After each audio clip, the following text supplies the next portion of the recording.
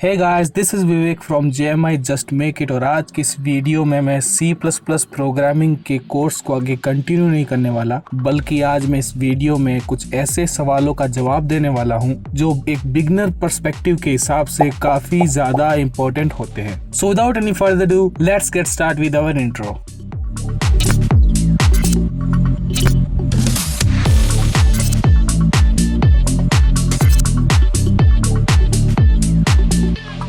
Okay guys, so अगर आप एक बिगनर प्रोग्रामर हैं और आप भी उन लोगों की गिनती में आते हैं जिनके मन में कहीं ना कहीं ऐसे सवाल जरूर उठते होंगे, जैसे कि व्हाट इज प्रोग्रामिंग, प्रोग्रामिंग क्या होती है, how many types of programming languages, programming language के कितने टाइप होते हैं, व्हाई वी डू प्रोग्रामिंग, हम प्रोग्रामिंग क्यों करते हैं, क्या जरूरत है प्रोग्रामिंग को करने की। तो अगर आपके भी मन में इसी से रिलेटेड कुछ ऐसे सवाल उठते हैं तो इस वीडियो को एंड तक जरूर देखना, क्योंकि इस वीडियो में मैं इन सारे सवालों के जवाब देने वाला हूं। तो शुरुआत करते हैं हमारे सबसे पहले सवाल से कि व्हाट इज प्रोग्रामिंग, यानी कि प्रोग्रामिंग क्या होती है। तो अगर मैं प्रोग्रामिंग क्या होती है इसको डिफाइन करने की कोशिश करूं तो ये कुछ इस तरीके से है कि programming is a way to instruct a computer to perform various task. चलिए अब इस डेफिनेशन को थोड़ा और आसान बनाते हैं। Programming is a way to tell computer to do a specific task. अब इस डेफिनेशन का मतलब यह है कि प्रोग्रामिंग वो माध्यम है जिसके जरिए हम कंप्यूटर को कोई भी टास्क कैसे परफॉर्म करना है ये सिखाते हैं। अब कोई भी टास्क कैसे परफॉर्म करना है ये कंप्यूटर को क्यों सिखाना पड़ता है, क्योंकि कंप्यूटर इज अ डम मशीन। बचपन से ही आप लोगों ने ये सुना होगा कि computer is a smart machine, but ऐसा नहीं है। Actually computer is a fast processing machine, not a smart machine, क्योंकि कंप्यूटर को पहले से ही कोई काम करना नहीं आता। कंप्यूटर किसी भी टास्क को एक्यूरेसी के साथ में स्पीडली परफॉर्म करने में काम आता है। इसलिए आप अपने कंप्यूटर में अलग अलग टास्क परफॉर्म करने के लिए अलग अलग तरह के सॉफ्टवेयर यूज करते हैं, और वही सॉफ्टवेयर छोटे छोटे प्रोग्राम से मिलकर बना होता है, और वही प्रोग्राम छोटे छोटे इंस्ट्रक्शंस से मिलकर बना होता है। इन्हीं छोटे छोटे इंस्ट्रक्शंस और छोटे छोटे प्रोग्राम के जरिए हम कंप्यूटर को सिखाते हैं कि एक्चुअली उसको कौन सा टास्क कैसे परफॉर्म करना है, चाहे वो टास्क डॉक्यूमेंटेशन हो या ब्राउजिंग हो या वीडियो एडिटिंग का हो,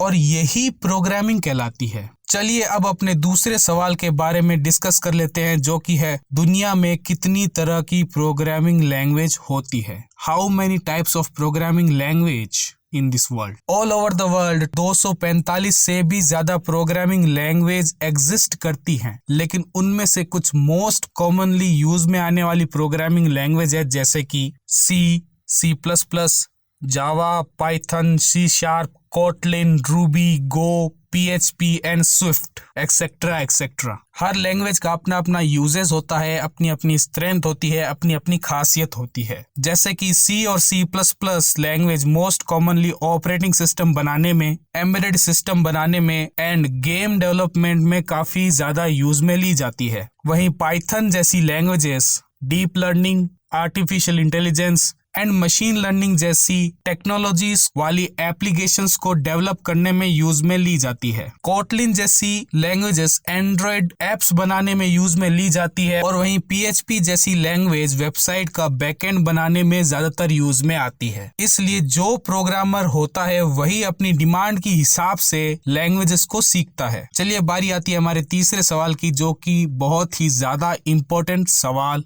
है। हम प्रोग्रामिंग क्यों करते हैं, आखिर प्रोग्रामिंग की जरूरत क्या है, और प्रोग्रामिंग ही क्यों। इस सवाल के जवाब को मैं एक एग्जांपल के थ्रू समझाऊंगा। फॉर एग्जांपल, एक आदमी है जो जापान में रहने वाला है, और एक दूसरा आदमी है जो इंडिया का रहने वाला है। अब जो इंडियन है उसको जापानीज लैंग्वेज समझ में नहीं आती, और जो जापानीज आदमी है उसको इंडियन लैंग्वेज समझ नहीं आती, तो दोनों आपस में कम्युनिकेशन नहीं कर सकते। ठीक उसी तरीके से कंप्यूटर जो होता है उसको सिर्फ एक ही लैंग्वेज समझ आती है, और वो है 0 और 1 की लैंग्वेज, जिसे हम मशीन लैंग्वेज कहते हैं। और ह्यूमन जो है उसको ह्यूमन लैंग्वेज समझ में आती है, मतलब ना ही कंप्यूटर ह्यूमन लैंग्वेज समझ सकता है और ना ही ह्यूमन कंप्यूटर की 0 और 1 वाली लैंग्वेज को समझ सकता है। तो फिर दोनों आपस में कम्युनिकेशन कैसे करें, ये बहुत बड़ी प्रॉब्लम उठती थी। तो इस प्रॉब्लम को सॉल्व करने के लिए साइंटिस्ट ने एक ऐसी लैंग्वेज का आविष्कार किया, जिसको हम लोग प्रोग्रामिंग लैंग्वेज कहते हैं। इस प्रोग्रामिंग लैंग्वेज को कंप्यूटर भी समझ सकता है और